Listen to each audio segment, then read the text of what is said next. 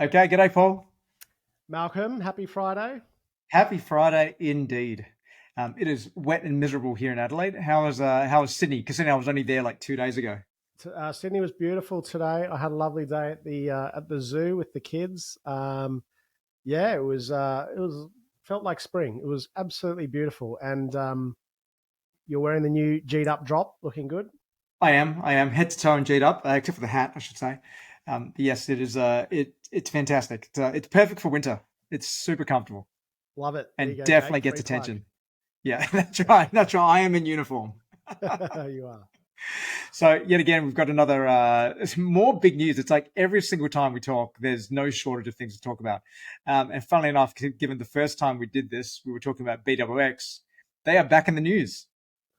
They're back in the news, and I don't know how I feel like there's a common theme happening here, and there's a lot of I feel like there's a lot of bad news at the moment, but this has probably got some good news mixed in. But we do want to bring you more good news more often. But again, how we approach this is we just read the news of the week and see what's happening, and it's a trend, and that trend has continued with Boozebud going under. But on the upside, Julie Mather's getting back Flora and Fauna and Nourish Life. So swings and roundabouts.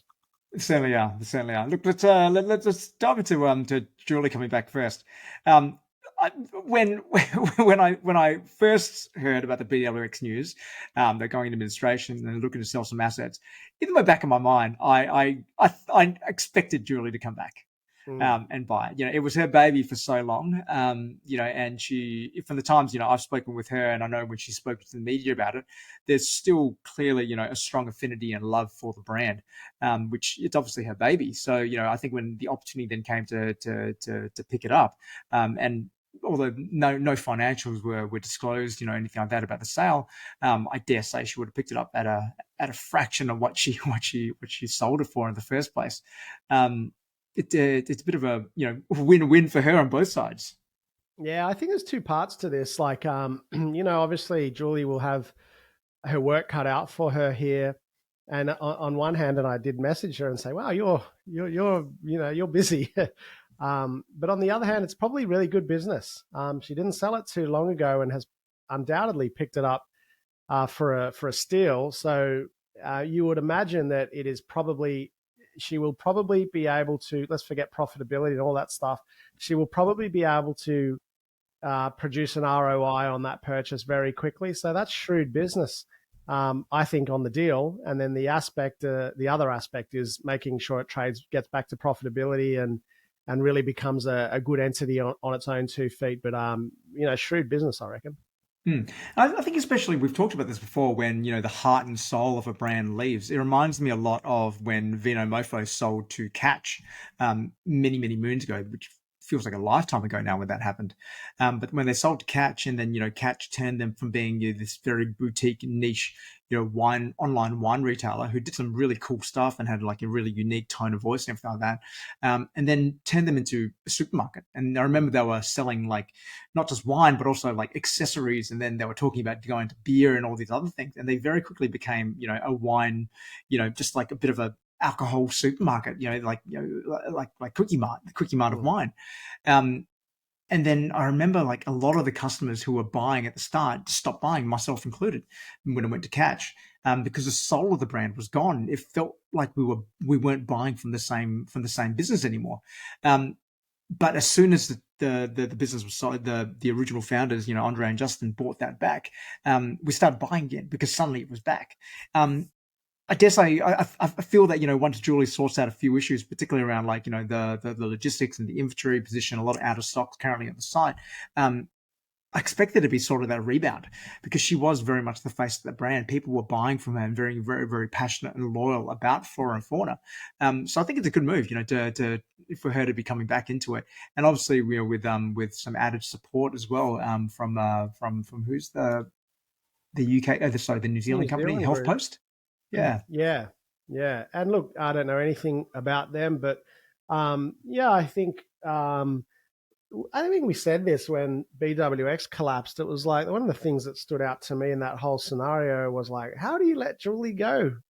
She is the brand's biggest influencer, and that does, that plays a part in some of it. And I'm pretty sure what we'll see over the next month or so is this, search volume for flora and fauna will increase. But Julie will know this. That stands for nothing really in the long run, and it's good business that'll get flora and fauna back to where it needs to be. And no surprise really that good business starts with good margins, and just really taking it, but such a complex thing that BWX did with the way they bought it, and publicly listed company, they were trading at 26 times the net profit or whatever, and their logic for spending what they did. Let's bring e-commerce back to basics. Like, our job is just to sell more shit and do it, spending as little money as we can.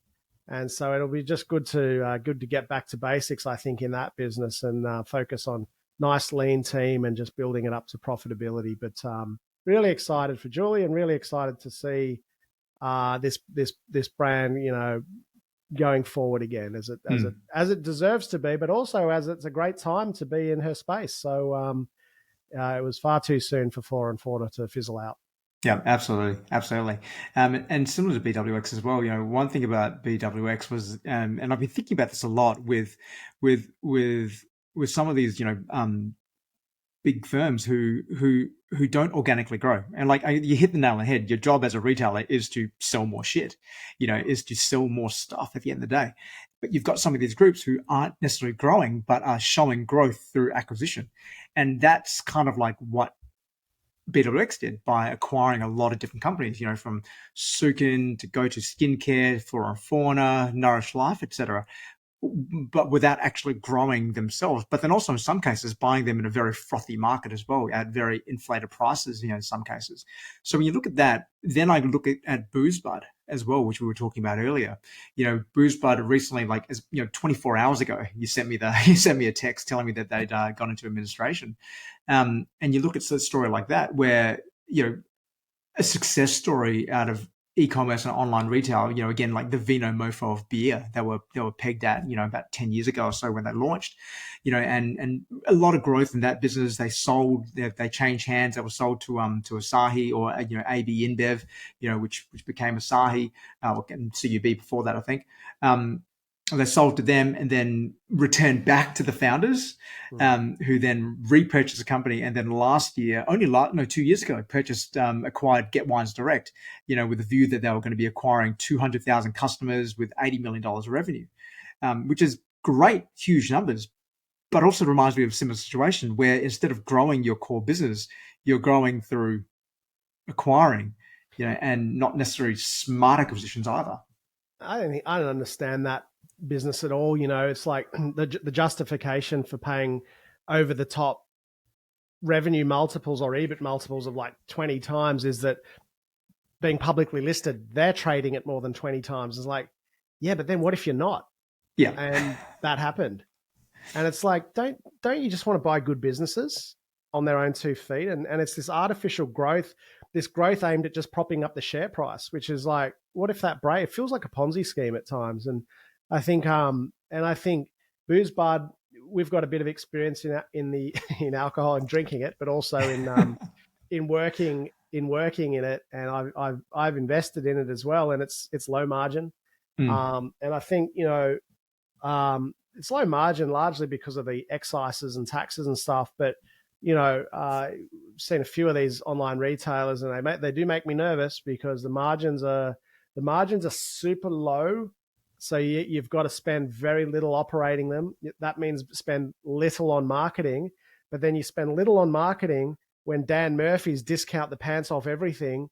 That is a really, really tough place to be in, because alcohol is dominated by Woolies and Coles or whatever.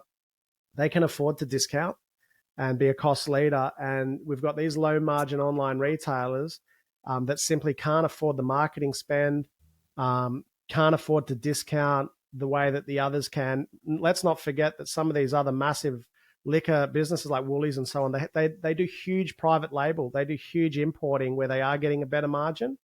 But some of the middleman retailers in alcohol simply don't have the margins to survive. And I think that, one of my big lesson we just keep coming back to margin because it is a common theme. Like, I haven't seen the Boozebud, but I know the margins in alcohol. And I just tell you right now, as an investor, I'll never touch another business that's sub 45% GP, gross profit Mm. margin. I won't go near it, because you can there's no scale in the world that will fix it, because it's the variable costs go up with this, with revenue. So those businesses live in this perpetual hope of that things will somehow get better. And I just think, for me, the unit economics are more important than anything. And but super sad, Boozebud. I was definitely ordered off them, and it was a grade, and I feel sorry for everybody there. And at the end Mm. of the day, a lot of staff there again have lost a job. So it's Yeah, absolutely. I tough think times. when you think about any business, though, you got to think about the switching cost. How easy it is for you to switch from one provider to another provider. It's so easy nowadays with the majority of products when they are just a commodity. So particularly when you're selling someone else's product, you got to think about, how do I create a moat around this? Like, what do you have to actually create a moat around? And like you said, alcohol is an incredibly hard one because you can just walk down the road, just drive like 200 meters and you're going to hit like a Dan Murphy's or a BWS. So you can't build a moat around that. And in the case of like, something like a Boozebud, for the most part, most consumers don't really care about where they're getting it from. They just want the product. And you've got COVID where people weren't going out, and potentially some of these bigger players. And we've talked about this before, where you look at online, like grocery, and we look at things like, all the on-demand delivery grocery, instant grocery places like, Send and Volley and whatever else. They just can't compete because none of them are ever going to have the scale of a Coles or a Woolies, to be able to support those really low margins. So when you have low margins, you either need to build a bloody great moat around it, which, figure out what that moat is, which is going to keep your customers with you, or you need to get really, really bloody far, really, really big. Hmm. Yeah, I think that's a really good point about just not being, not selling a commodity, because everybody really can, in a major city, could walk 10 minutes and you're at a bottle shop, 10 or 15 minutes and you're at a bottle shop. So it's actually not that convenient to have it delivered to you if it's just the same as everyone else. So I totally agree. I think this is the problem in general, is that people, I guess, have the bones of a good idea, and then that's good enough. Let's take it to market. But I think it's super important to solve real problems, not problems that we think people might be having. And I think, I'm not talking about Boozebud in particular here, but it's like, yeah, there's a lot of businesses out there where you're like, yeah, that's a pretty good idea. It's like, great, let's sink all our money into it. But it needs to be a bloody great idea. Like, it needs to be solving a genuine problem. It needs to be a niche. It doesn't have to be, but I like a niche, because I mean, I don't want to touch anything that's also competing with Coles, Woolly. You forget about it. They got deep pockets. I don't think those guys are even paying rent. So I don't want to compete with those guys. So I think it's really important for all of us to remember to really take time finding a product. And we've got one now that we've been working on. It's like been in R&D for about 2.5 years. But that's the point. I think it's really important just to find that special sauce, and, as you say, build a moat around it, because I reckon we're just going to see more of this, and I'm predicting big online retailers going down soon. Really big. I mean, there are already some big ones, but I worry for anybody selling other products. I worry for multi-brand that are selling widely accessible products. So that who I think is going to continue to go down.